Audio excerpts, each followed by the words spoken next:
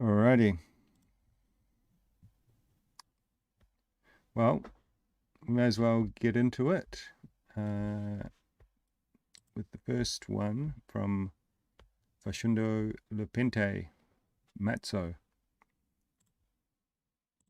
So, as always, I've checked the loudness of the tracks, and if they are really heavily limited, I've reduced the volume a bit, and if they are like a pre-master type thing like this, then I've added a limiter just to bring them all to about the same loudness, about -9 LUFS. So let's have a listen.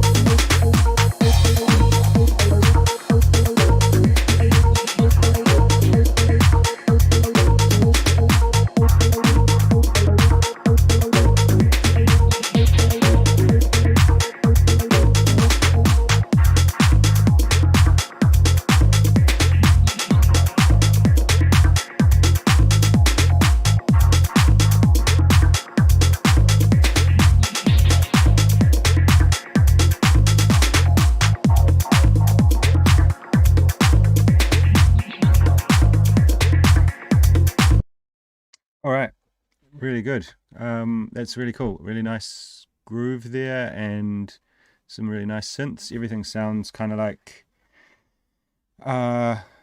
like it's meant to be together. Yeah, like there weren't any kind of elements that stood out as like, oh, that sounds a bit like wrong or misplaced, or the sound design could be better or something. So I think it works cohesively really well. One comment about the kind of synths and stuff, I would say that they are quite, while they are working, and they're not like they don't, none of them sound bad, they maybe are a bit bland. Like maybe, you know, pushing yourself a little bit on the sound design to have some sound in there, that some sounds in there that are maybe a little bit more quirky or interesting, or something that kind of like really catches your attention. And then also adding in a bit more automation, like this kind of resonant, plucky riff thing that comes in here.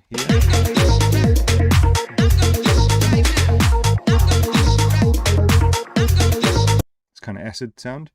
Like it's really cool, but it just kind of sits there. Like it's, you know, it doesn't have any automation. So I think it's always really important to kind of like, because the thing is, if you think about it, like something comes in and then it just sits there and then it just disappears, right? It's like if you can bring it in and make it evolve and change, it just really adds to the impact of that element. And you can, you know, it doesn't have to be really complicated. So I have a bunch of return channels set up on my template. I've got one that I use for drum reverb. I've got a reverb that I use for like synths and stuff, just putting them into a space. And then I've got like this really big washy reverb, which sounds like this.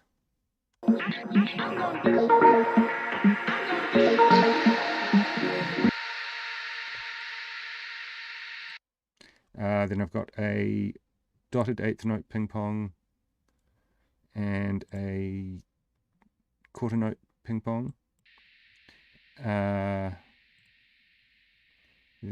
I've got this kind of really quirky kind of self-automating delay. So it's got like a filter delay here, then another delay, and then an auto filter which has an LFO on it, so it resonates. Sorry, so it automates the bandpass. And then I'm just bringing down the width a little bit so it's not so crazy. And then I've got a compressor which I don't use on it anymore. Doesn't seem necessary, but this is like a really kind of, like I use it in all my tracks, and it's just like a super simple way to create kind of impact or create change over time.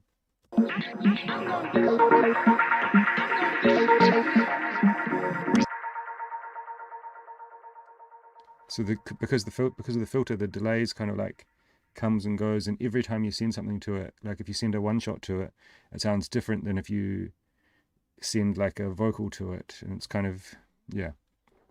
So just having some things like that built into your template. Then I've got some other mixing things. So this is like something that I use for adding some kind of sparkle to hats and also some width. Same thing for synths, and then a what do you call it? A parallel compression thing for a kick. But you know, just kind of experiment, make some crazy delay things like that, and then keep them in your template, so you can just like automate the sends to kind of create a build-up like this,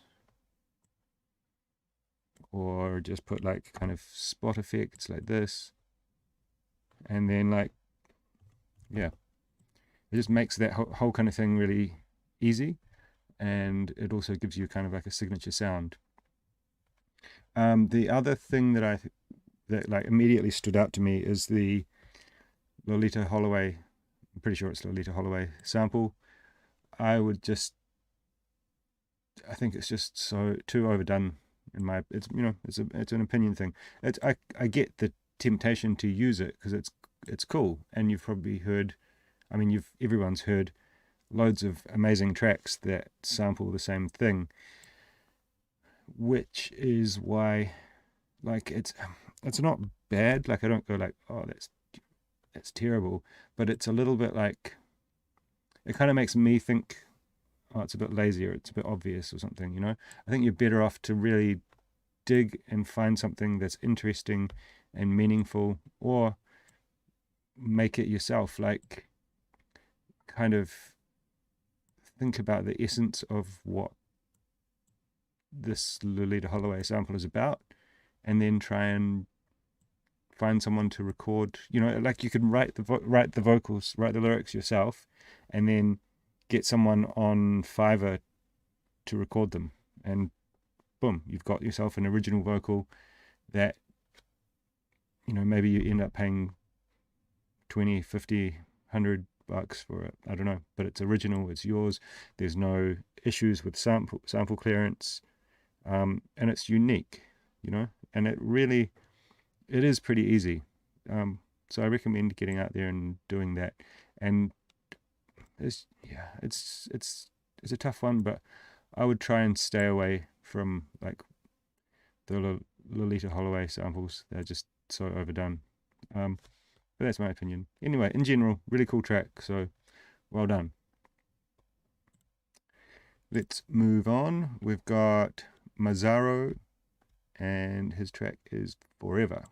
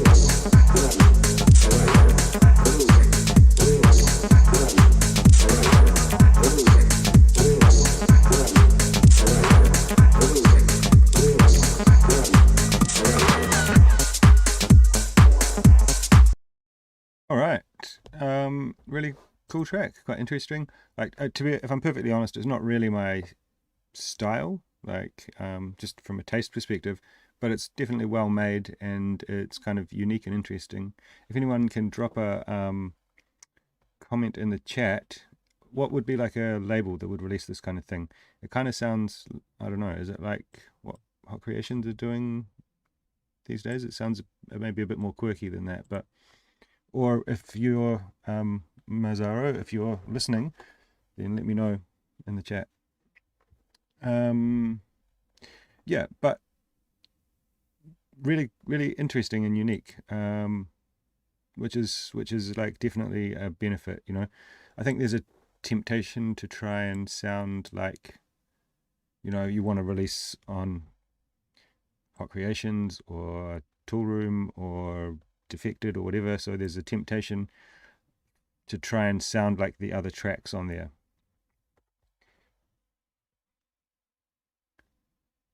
Mr. Bass, that's your track, is it? One thing I did, it sounds like there's a, from like a kind of, I don't know, it's like maybe a mixing or a sound design perspective, it's like got quite a lot of saturation on a lot of elements. Like the vocal, the bass, the drums are quite crunchy. Like I think it's important to, so like it's really nice to use elements like that, with a lot of saturation and really crunchy and stuff. But when you put a lot of saturation onto a lot of elements, then the track, then they don't stand out from each other. Like putting a lot of saturation onto an element can really give it a lot of presence and character. But if everything has that same kind of effect on it, then it's kind of like the new benchmark is made, if that makes sense. Like, yeah, so having a track where the drums are quite clean and then you have a crunchy vocal, the vocal sounds really crunchy. But if the drums are crunchy and the synths are crunchy and everything's crunchy, then nothing sounds crunchy anymore. The track just sounds like a little bit distorted. And I think to a certain degree that's what's happening here. I noticed like you've got some cool use of synths. I thought that again, maybe a bit more automation, and I think maybe one other thing that I think you've got maybe a couple of different ideas in here that like.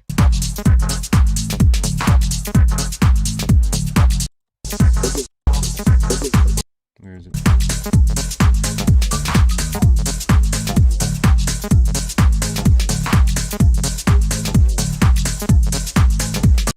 Like there's quite a few different little synth things that come in, and they most of the synths are in a similar kind of frequency spectrum, so they kind of play on top of each other and mask each other, and some of them are quite quiet and not really doing much, so they're kind of just adding clutter. So a really helpful tip that I heard from somewhere, I don't know, I've been kind of telling myself this for years, like when you add an element and you are kind of mixing it in, putting it into the mix, trying to get it to sit with the other elements, if your temptation is to keep turning it down, then maybe you don't want it, it's better off not being there. And that can be quite a hard thing to do, especially maybe you spent an hour, 2 hours, 2 weeks making that sound, so it's quite hard to be objective about it. But I really recommend to everyone that if you're not sure about an element, try muting it. Maybe it's better without. I think that could be the case with a couple of the little riffs that come in here quite quietly. They're not necessarily adding a lot to the track and just masking things. If you're adamant that you want to use them, then try and make them the feature for a period of the track. So, have like a little mini break and then drop into a part with this kind of like, I don't know how to describe it. It's kind of plinky. It's almost like an acid riff, but with a more digital sound. Drop into that, take out some of the high drums or something, and just have like the kick, the bass, and make it, and then build that synth up and create a lot of tension with it, and then drop it back into the main elements, something like that.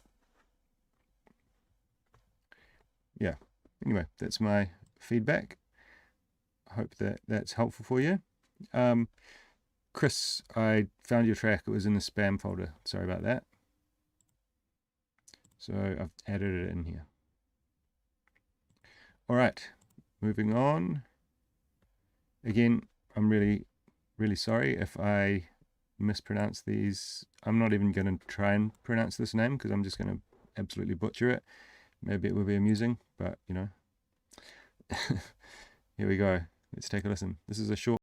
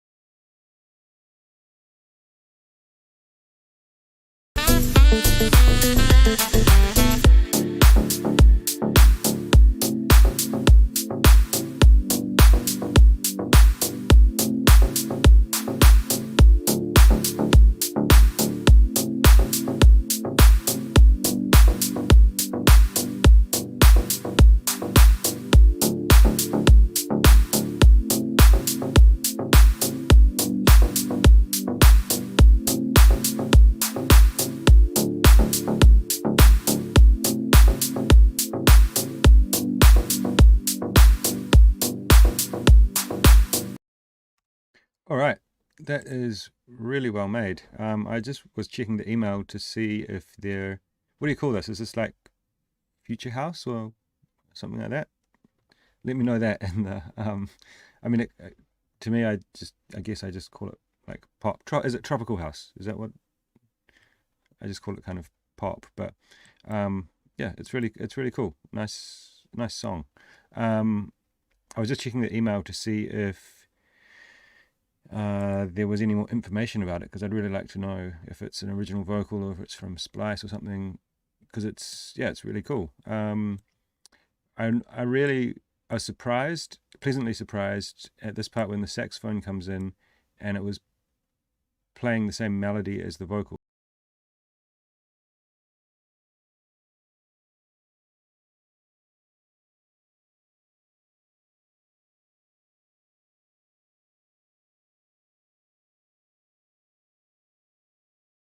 What that made me think is it from like, if it's been produced and you've either played the saxophone or had someone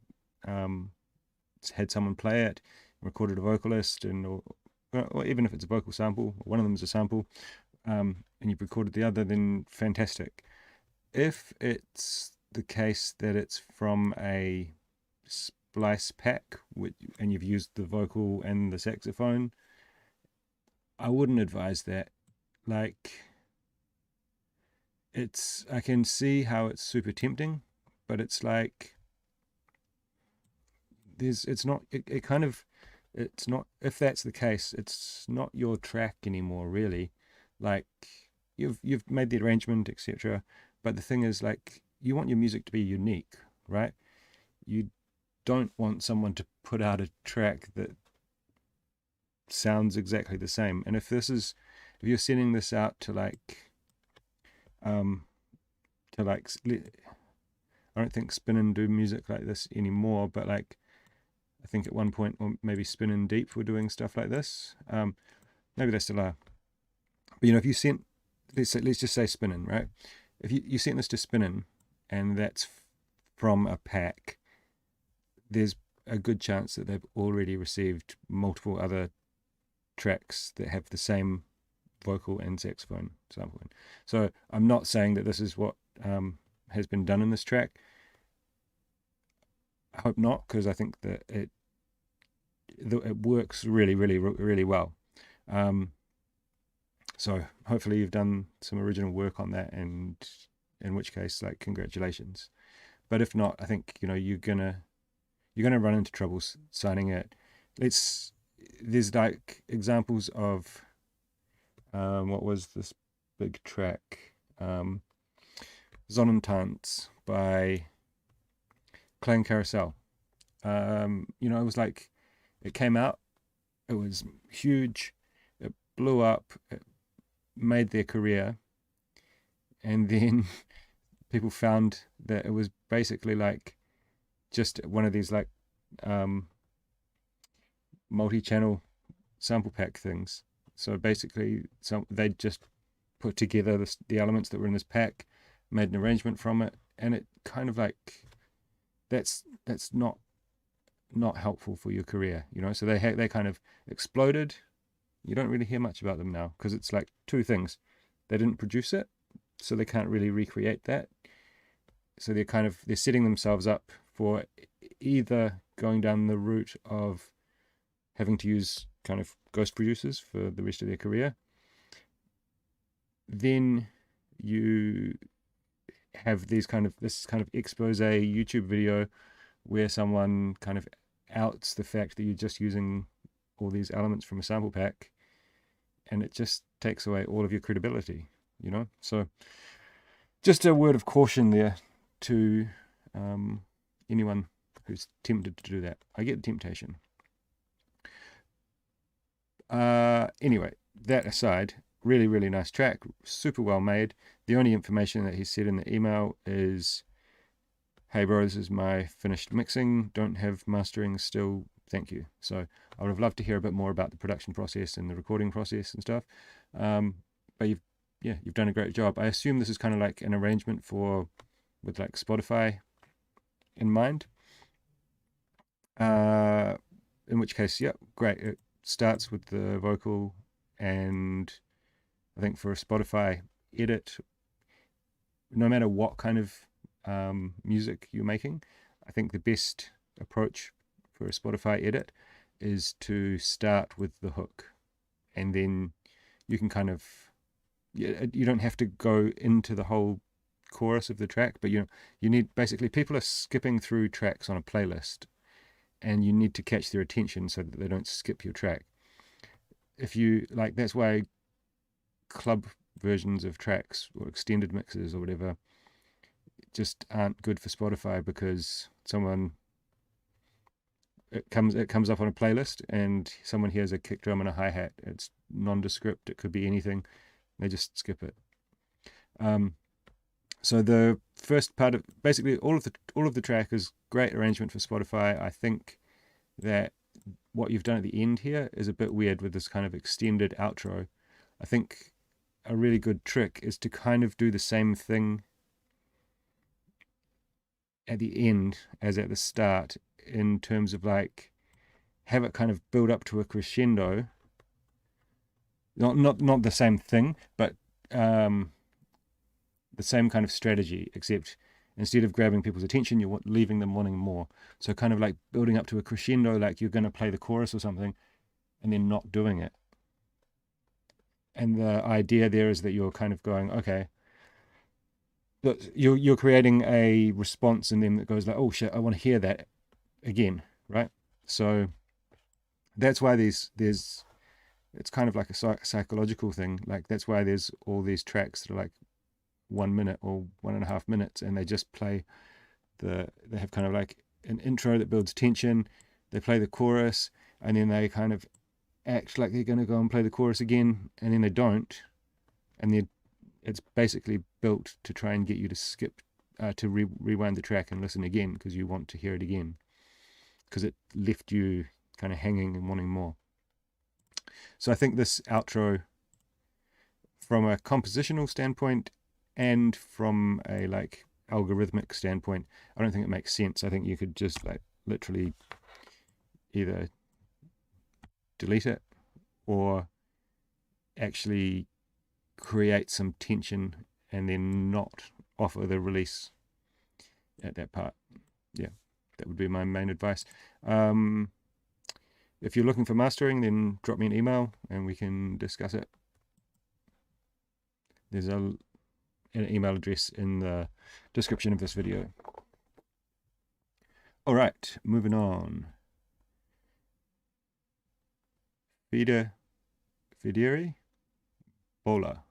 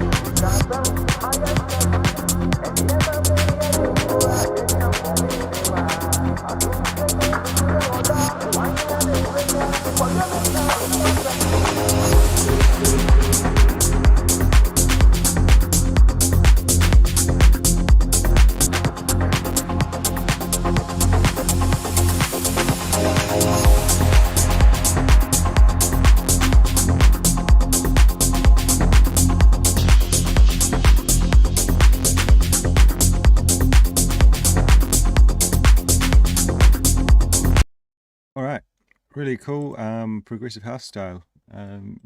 Yeah, I'm really kind of feeling this stuff at the moment myself, and I'm writing some of it as well, which has been like, yeah, really fun. So yeah, I think I would say overall you've got the vibe that I assume you're going for. And this kind of like, yeah, like deep progressive kind of thing, like artists like GMJ and Matter, and I guess labels like Sudbeat. Yeah, so I really like that style. I think that if I had to give like one main piece of feedback for this of how you could improve it, would be to make it less linear. It kind of like, you bring everything in quite quickly,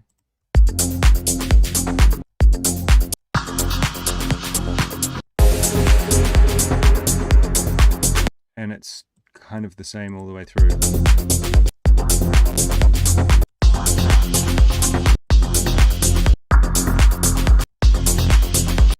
I think I would try to like, yeah, kind of make some distinct sections in the track, because everything from like kind of 30 seconds through to,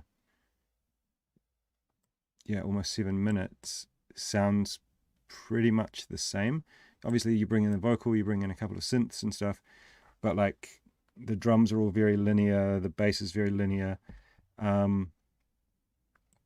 So I think just finding ways to keep it interesting. I'm not saying that you need to add more elements, because that's what people tend to do often, or tend to think. They're like, oh, my track doesn't sound interesting, what do I need to add? And that's not really the case. What I would recommend doing is leaving some stuff out for longer so you can bring it in, and then having some sections where you kind of maybe break down to just the bass and the kick and then build it back up, or just kind of creating dynamics and contrast within the track will go a long way to keeping it interesting, keeping it dynamic. There was a remix by Matan Caspi that I was really vibing with, and I was actually like referencing it for one of my tracks for the arrangement. Let me just see if I can find the name. It was a track by Batoko, featuring Haptic. So I don't know, have a look at if you're interested, then look it up. But I noticed like he was changing things up like all the way through. Like, he's obviously a really, really good producer and really successful, and I guess quite bold. But he was like bringing in different synth riffs, bringing in like really like cutting a lot of things out, changing things up constantly throughout the track.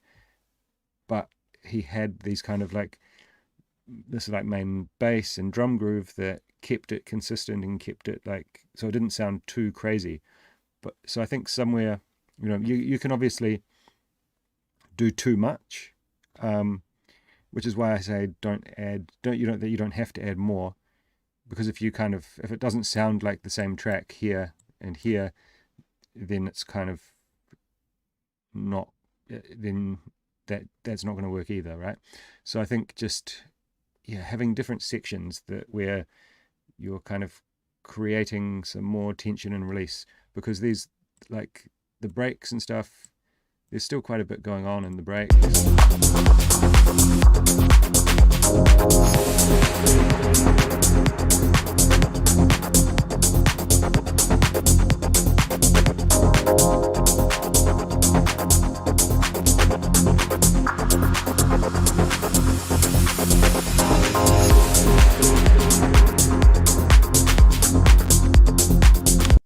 yeah, I think you could, especially with the hats and stuff, you could kind of strip a bit more out in that break, make it a bit more interesting, and then also maybe drop it back in without one of the hats that you so then you can have the opportunity to put it back in like 32 bars later, and it has the effect of bringing something new in.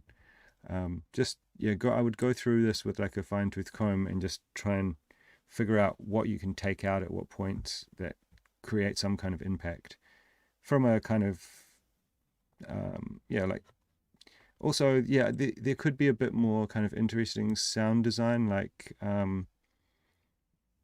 listen to some of the artists that I've mentioned, and and like labels like Sudbeat and Meanwhile, and you'll notice that there's like quite a lot of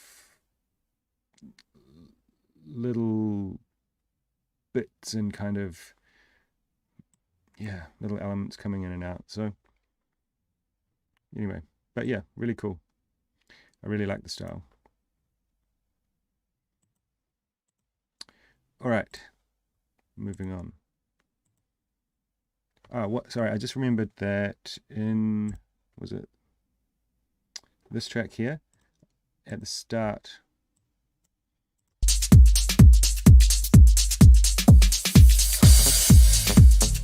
the kick sounds a bit boxy to me.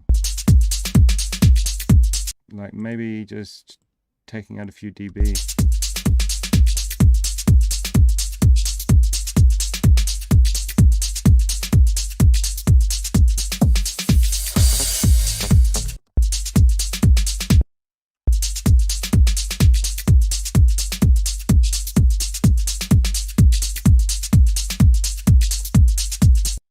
I don't know.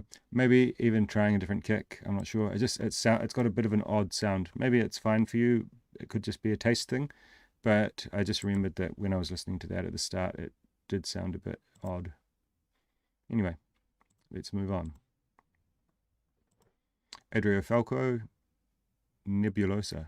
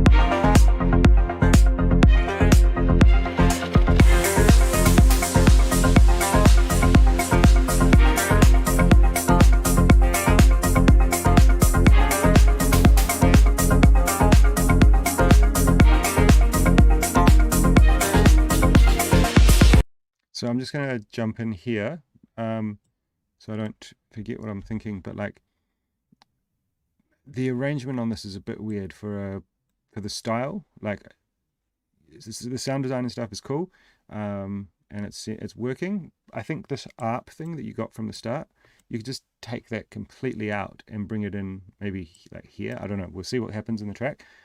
But I think everything that you've got going on would work without that ARP. And then like like for these style of tracks, most of the time they're going to be like 7 minutes, like more like this kind of length, right? Yeah, 7 or 8 minutes. And that's the way that the DJs who play this kind of music like to DJ. You know, they like to do big, long, drawn-out mixes, and this kind of like gets into it straight away. There's not really much intro. Like, you probably would want to add in another 32 bars of intro. Anyway, And then I think you could still bring that synth in later.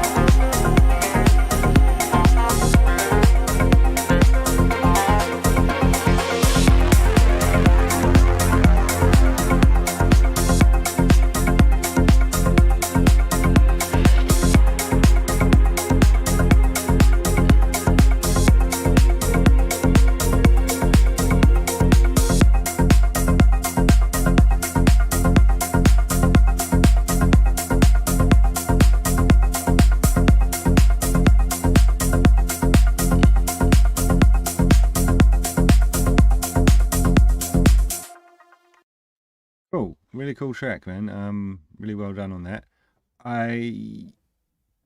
So yeah, like I said about the arrangement's a bit weird. The outro has the same kind of issue as the intro. I think I would like to hear that without that ARP at all. I think it's taking up space that's not needed. Like if you have it without that, I think I think it's the weakest link in my opinion. Anyway, I think you could maybe just try using it in the break. At one other thing about it is like it's very linear. It just kind of stays the same all the way through. So either like try automating the cutoff filter on it, like, so it's kind of more and more tucked back, and then it kind of opens up to accentuate some sections. But yeah, I just don't actually think that I think it's maybe just cluttering up the track a bit. I'd really like to hear it without. But really, really cool track, man. I think great. I think just fixing up the intro and the outro so it's a bit more DJ friendly would be a real benefit. The thing with that is, like, say you release the track and people buy it because this is what they're hearing on Beatport or whatever, you still need to get them to play it, right? There's so much music, and I know myself, like, probably half the promos that I download and tracks that I buy from Beatport, I don't actually play. I intend to, but I just don't have enough time in my DJ sets to play all the music that I get, or all the music that I like even, so if you're making a track that isn't DJ friendly for any reason, then it's giving the person who might play it an opportunity or a reason to not play it. If that makes sense. So I think it's worth just keeping that in mind to try and keep things pretty DJ friendly. While it's not the most creative thing, we also make functional music in terms of like house and techno. So yeah, take that how you like. There was a section here. These string stabs are so cool. I think it adds like a real kind of dramatic, and it's like this kind of disco-y kind of vibe, but in a more kind of progressive techno kind of aesthetic. So I think that's really cool. And from a mix perspective, it's like the perfect element to add there because it's not competing with the other elements in the track. I think, yeah, really great. I love that. Alexander said in the chat that maybe some more reverb on that main synth.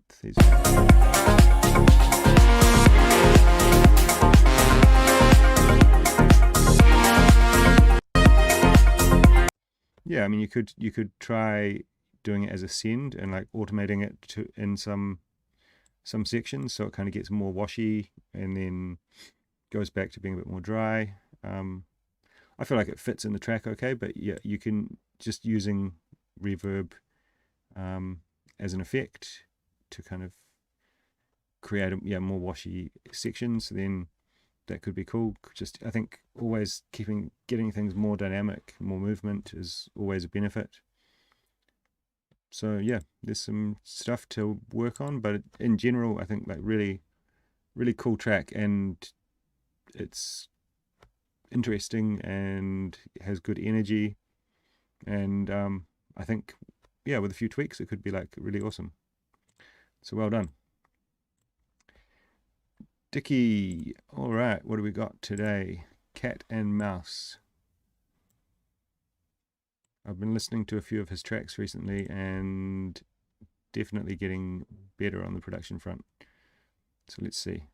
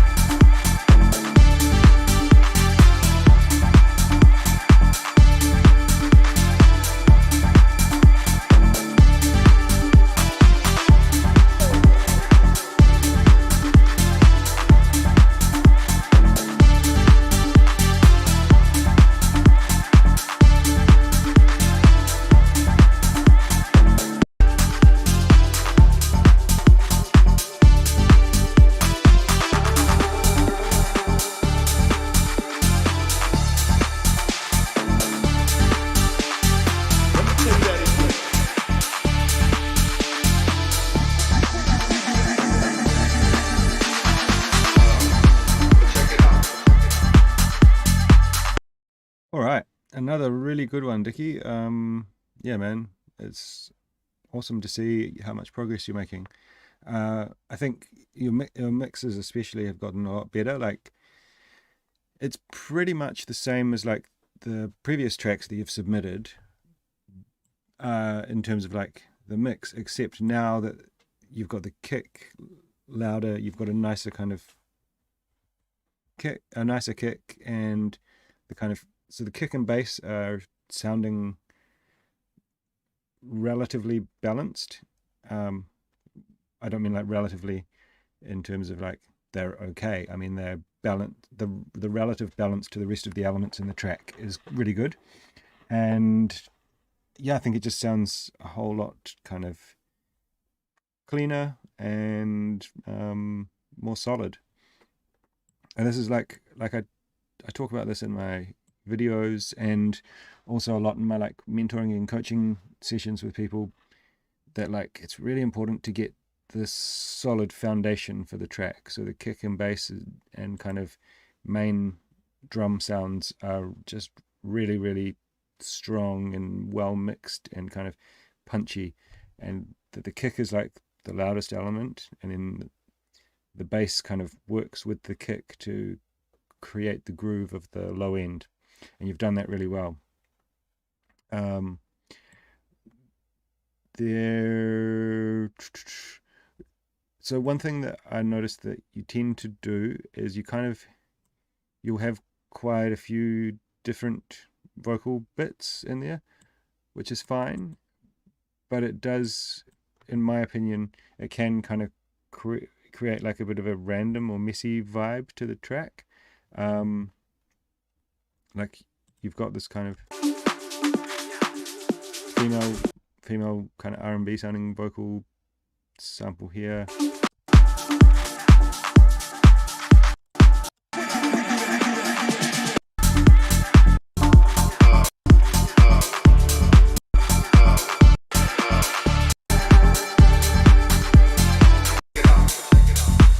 Yeah, I mean, no, I think actually maybe I'm wrong. I think it works. I think it works.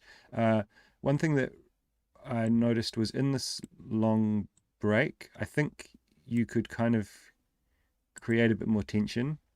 It's a bit flat. Like just maybe be a bit more bold with your sound design and the kind of or like what I mean by that is like kind of open the filters up on things, like put them a bit louder, get some more movement in there, and kind of just make it a bit more dramatic. There's this.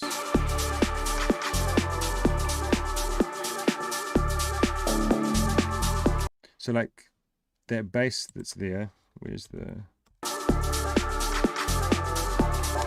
have that a bit louder. So like in a club, it's gonna like, the kick's not there, right? So it's gonna be a break, but have that bass come in so that it's like pushing at the low end, and it's gonna be a bit more dramatic. Then there's this. First off, shout out to all my fans. This dun dun dun dun dun dun synth plucky thing. Like I think you could. So it's in the track. Where is it? Is it already in here? Let me tell you that again. So it's in the track most of the time, but it doesn't really have a moment to be the main element.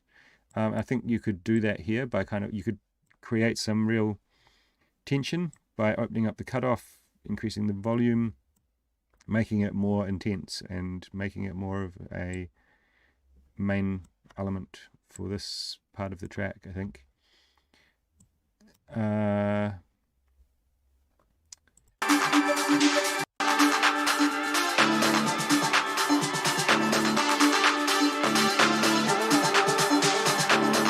So in this section here, there's a lot going on, but it's, I think, just being a bit more, it feels a bit random.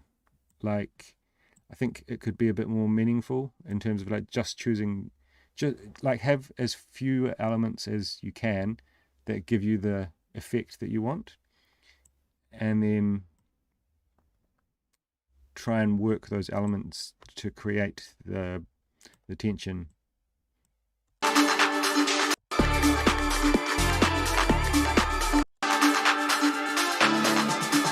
Because you've got the sub here, but then you bring it out, and then you bring in this like 16th note synth, but then you bring it out. Like, I think you could maybe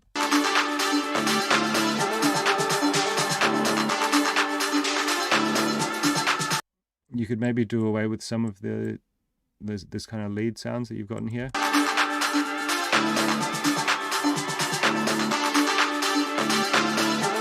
This like dun dun dun dun dun dun. You know, maybe that doesn't need to be there. You could have it something like just before the drop or something with it really prominent. But using the sub and then this like 16th note synth and this kind of plucky one to build up in here, then you have that lead thing just before the drop, and then kind of go into that section. I think that, you know, just kind of thinking about it in terms of like a theme or a concept, maybe a little more than it feels a little bit random. But in general, man, like really awesome. I love it. All right, let's go Luca Pincer.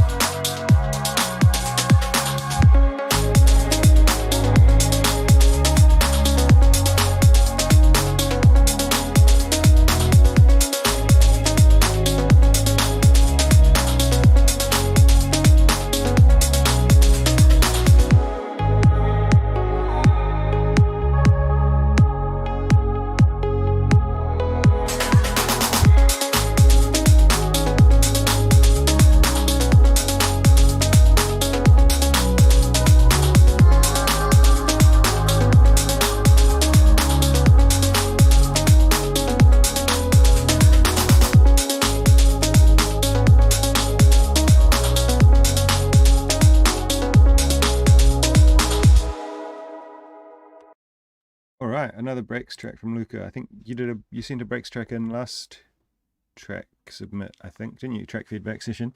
Yeah, really nice, man. Really cool stuff. It's nice to see breaks having a kind of renaissance at the moment, and the different takes that people are doing on it.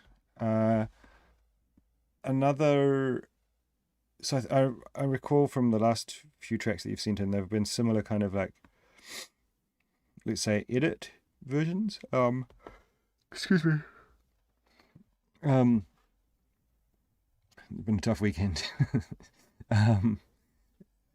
Been similar edit versions, like in terms of like the arrangement. So I'm not sure if that's just like on purpose for the stream, or if that's the intention of the way that you want to write tracks. If so, great. But I think if you're intending to release them as DJ records, club records, then it's worthwhile kind of taking a extended mix arrangement into account. And yeah, so I don't know the background here, but if this is how you do it all the time, and then you're like, okay, that track's finished, I'm moving on to the next one, then you're not really practicing making a DJ arrangement. And I would say that I would recommend that you do that, because every kind of aspect of the production process is a skill that you kind of need to practice and get better at. So that's my advice on that. Going to the track, I think everything sounds really good. I think there seems to be a little bit of harshness in the hats. Now that's the reason I got this spectrum up. So it's not like in the really high frequency. It's not. I'm not sure. It seems to be.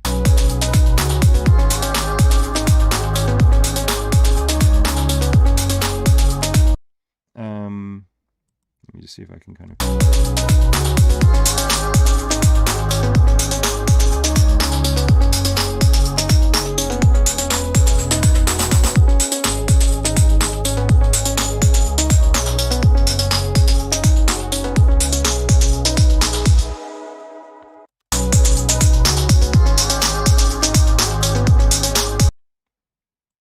Yeah, so somewhere around like kind of 6K or something. I think it's just a combination of these tambourines and these kind of real sounding kind of drum break hi-hats that you've got. Maybe there's just a bit of build up of frequency in that kind of area, and it could be that you just want to EQ out a couple of frequencies to create some separation and take away some resonance in that area. From a kind of writing perspective, I think the main thing that stood out to me was this kind of plucky harp like riff that comes in here.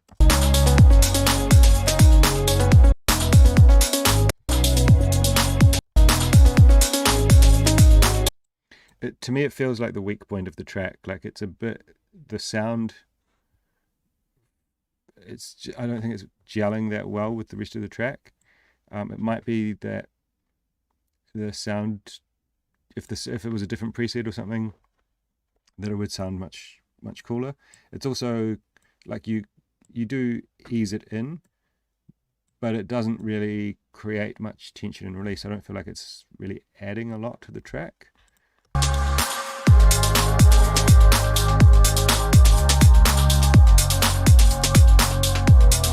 Like the track sounds more cohesive without it, in my opinion.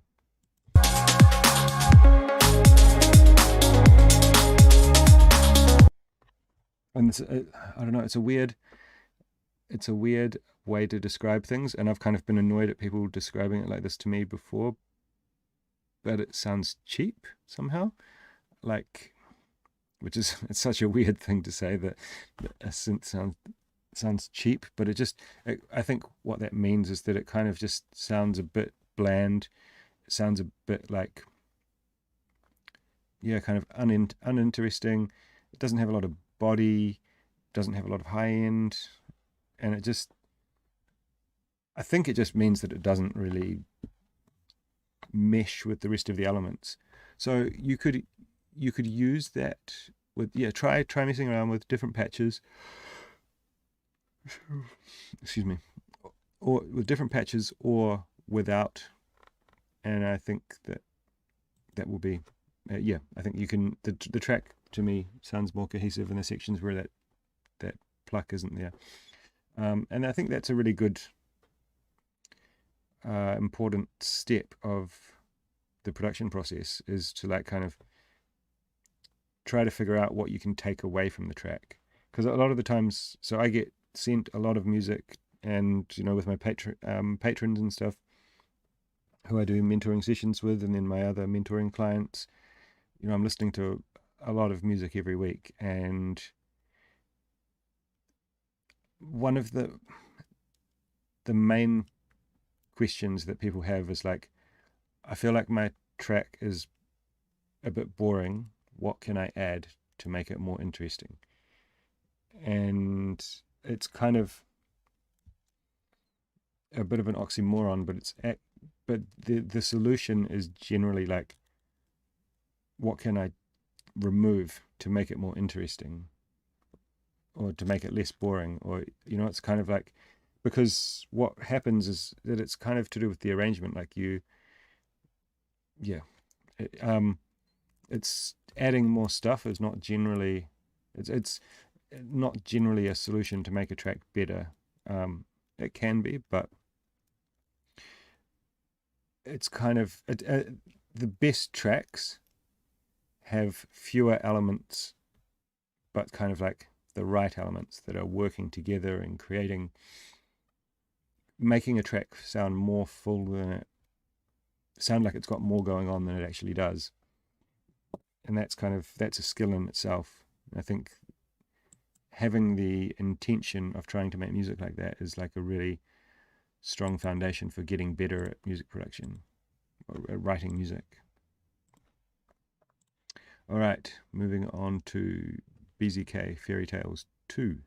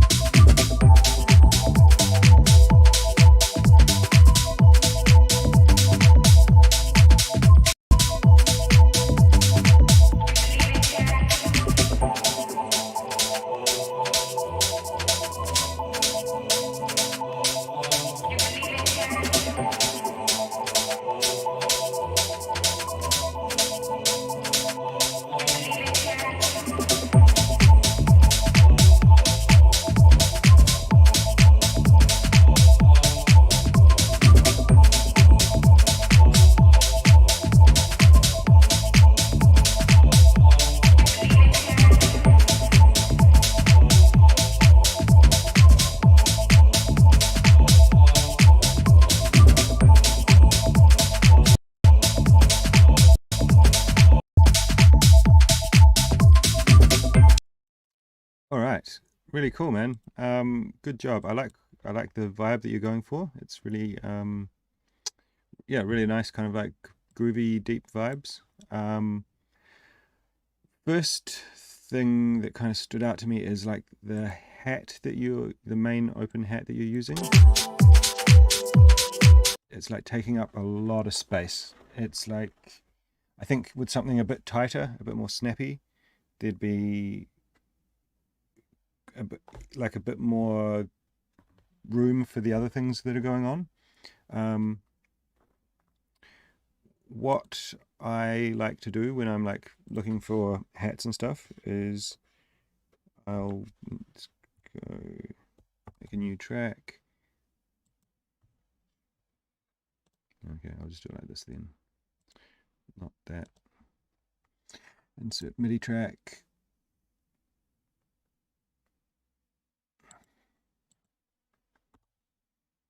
And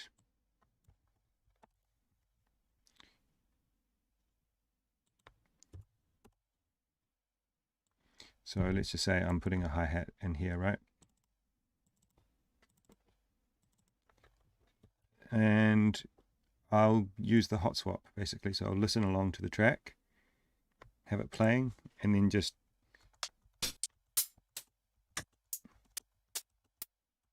audition different hats playing with while the track is going. So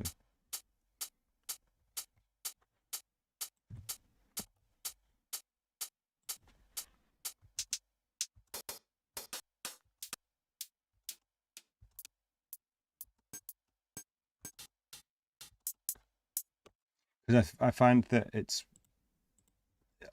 I find it's really, you make better decisions quicker and easier if you're listening to it in context rather than like listening to it in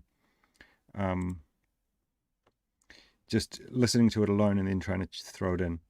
So I find that's a really helpful way to quickly find sounds that sound good with the rest of the elements in your track. The other main thing that I heard that is this pad that comes in at the start. It's quite loud. It's taking up a lot of space, and it's quite linear. It's like there the whole time, and it doesn't really change much. I think you could maybe do without it, or at least just bring it in later. Put some filter automation on so that you kind of ease it in and ease it out at different points. Maybe get a bit of delay and reverb on it. Put like a filter with a bit of LFO on it, like an auto filter, and then just mess around with the amount and the rate and stuff to get a bit of movement in there. the, what's it called?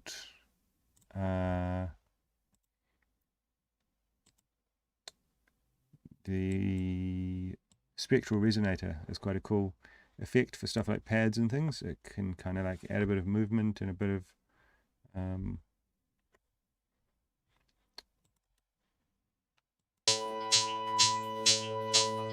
of weirdness.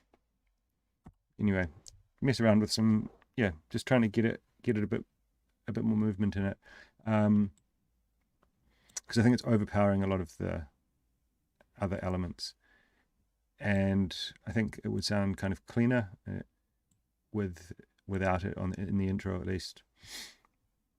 And maybe, and yeah, just basically any element that's going all the way through your track, you want to have movement on it. You want to have it kind of changing up and have sections where it's not there, because it generally gets either boring or annoying most of the time, especially if it's like a main element in the track.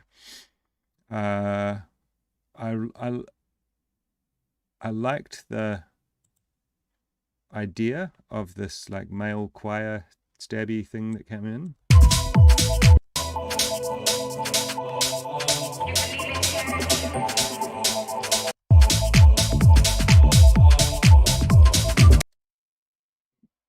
But I'm not too sure that I mean, it's cool, but I'm not sure. I think it could be like a really cool element because it's quite unique. I think it might be a cool element to base another track around. So maybe you could try. I like the idea of kind of adding a new main element at this point of the track. I do that quite a lot in my tracks, as I like this idea of kind of keeping it interesting and holding something back that's like a surprise element that comes in the main break or something like that. I'm just not sure that this element in this track is the right one, for my taste anyway. And the bass, I'm not sure if it's the volume of it. It's really cool, by the way, but I'm not sure if it's the volume of it or the sound, but it doesn't sound like it's got a lot of sub.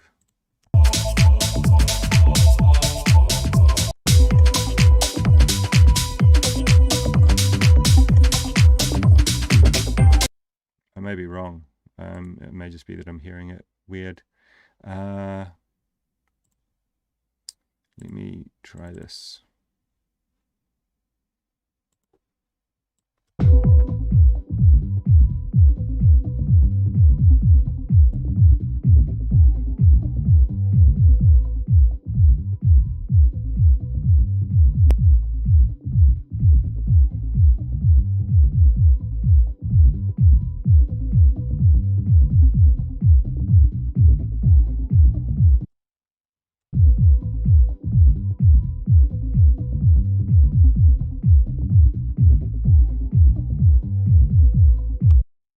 I'm not too sure what it is, but maybe it's, try bringing the bass up in volume a couple of dB, or maybe doubling it with with a sub.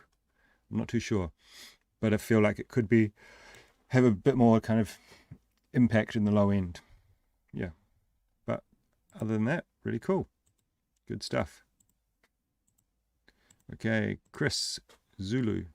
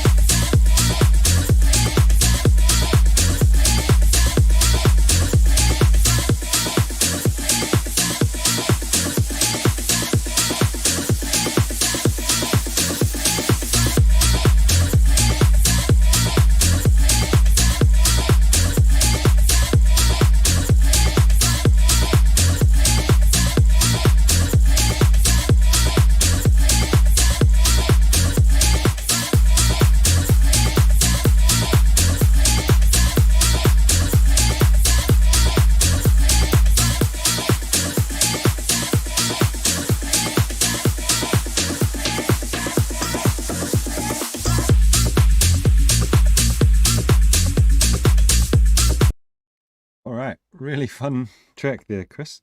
Well done. I really like the fact that it's kind of got a theme and like a concept behind it. It's really, really nice. There's something, again, like some of this stuff is just like my opinion. I'm quite particular about kick drums, and this one to me sounds like it's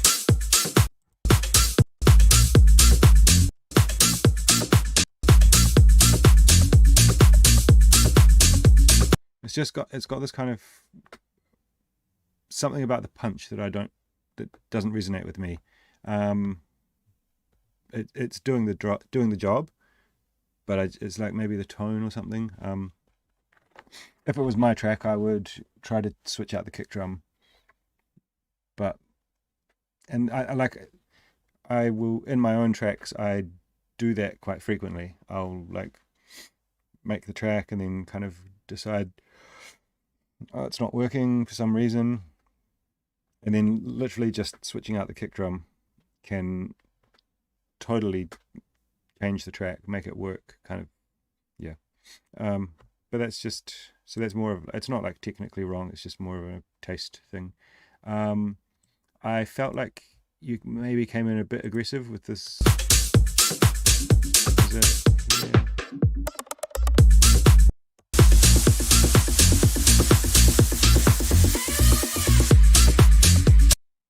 It's quite an aggressive build up to have at 1 minute, but it might work. I mean, it might work for what you're going for. I think you could get a bit more. I think you could get a bit more out of these breaks if you like maybe take away some of the hats in here.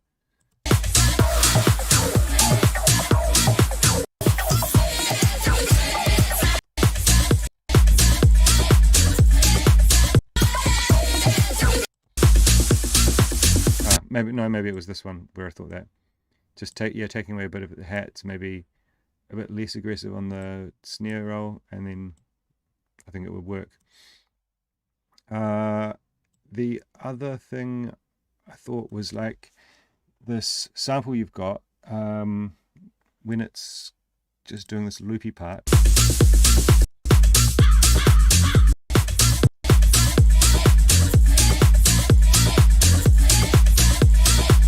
So you got a really heavy sidechain on that, which is, to me, it sounds a bit outdated. Like it's something that I kind of associate with tech house tracks from about, I don't know, 7 to 10 years ago. And it's, I just feel like it gives it a bit of an outdated vibe. I think the sample, I couldn't hear exactly, but I think it sounds like it might have some drums and stuff in it, which could be why you're doing the side chaining on it. If that is the case, like it sounds like there's quite a lot going on. There's a few cool plugins and online kind of services where you can upload stuff and kind of extract vocals from it.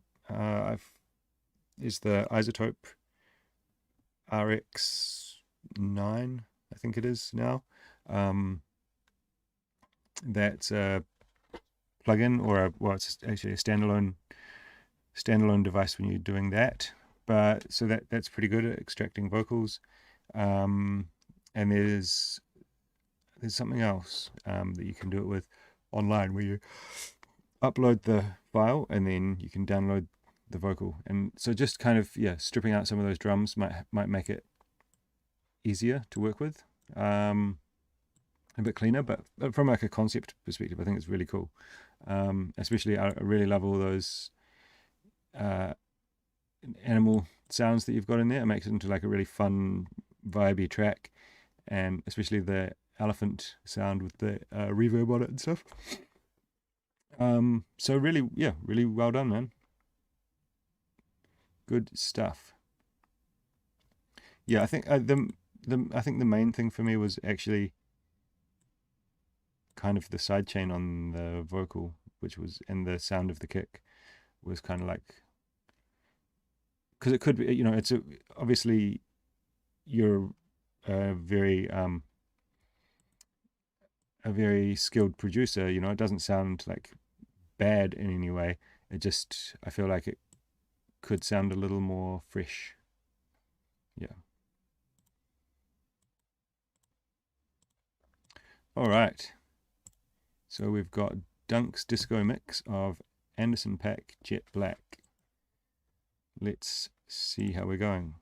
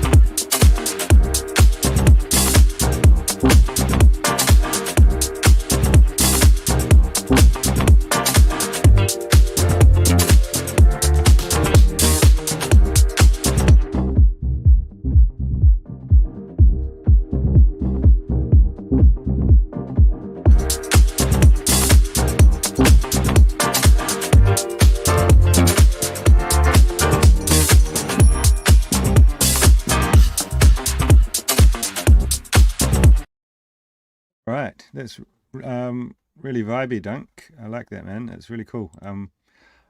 The first thing that, like, it's quite hard for me to listen to the mix because it's so smashed on the limiter. Like, there's no transients left. So like I'm kind of like I'm thinking like, oh, maybe the kick needs more punch, but then it's like, well, yeah, it's, you know, it's just like a sausage here. So I'd like to see it with, or like to hear it, sorry, with quite a bit less limiting. I mean,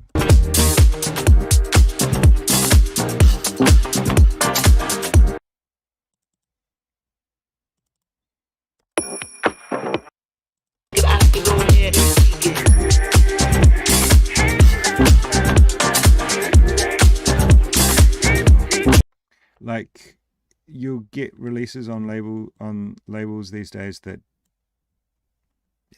are limited to this level or even louder sometimes, but the mastering engineers who are doing that and the mix engineers who are doing that are pretty good. They can get it to sound good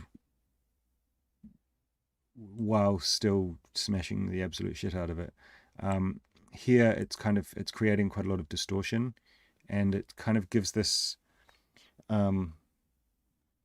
like effect, like it's pushing everything into the front, so the mix starts to sound really two-dimensional. So it's quite, so for giving like, yeah, any feedback on the mix, it's quite difficult because everything just sounds like it's right in your face. From the like concept perspective, I think it's really cool. Excuse me. I think that limiting thing is pretty much my main kind of point of advice with it, like, because it's just making it sound so like distorted, and like when a mastering engineer who masters things to that loudness is doing that, they're not just doing it with one limiter. One limiter is going to sound really aggressive and make it sound, and like just just smash all the transients and make it sound distorted.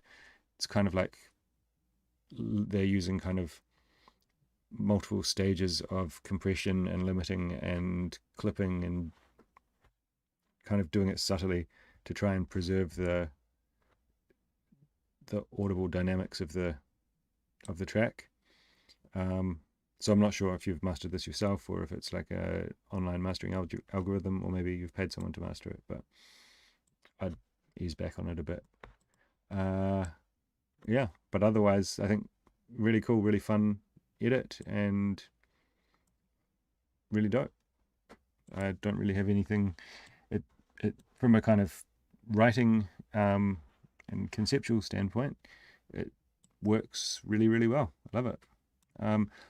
I did think maybe you could use a bit of like reverb and stuff in the breaks.